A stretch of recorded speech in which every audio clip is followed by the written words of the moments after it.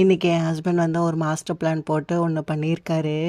என்னென்னு பார்த்தீங்கன்னா, யூசுவலாக நான் ஃப்ரைடே ஆனாவே வந்து பார்த்திங்கன்னா, நைட்டில் வந்து டின்னர் வந்துட்டு வெளியில் வாங்கி தர சொல்லி கேட்பேன். எய்தர் எக் ரைஸ் இல்லைன்னா பர்கர் இல்லைன்னா வந்து சிக்கன் பிரியாணி கேட்பேன்.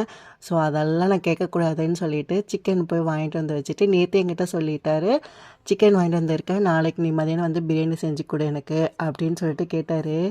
என்னடா இவர் அதிசயமாக நம்மக்கிட்ட கேட்குறாருன்னு நினச்சேன். நான் எதுவுமே வெளியில் கேட்டுறக்கூடாதுங்க. அதனால் அவர் வந்து தலைவர் வந்து நீயே வந்து பிரியாணி செஞ்சு கொடு எனக்கு அப்படின்னு சொல்லி கேட்டால் நான் பிரியாணி செஞ்சுருவேன். ஸோ அதனால் வந்து மாஸ்டர் பிளான் போட்டு தலைவர் இறங்கிட்டார்.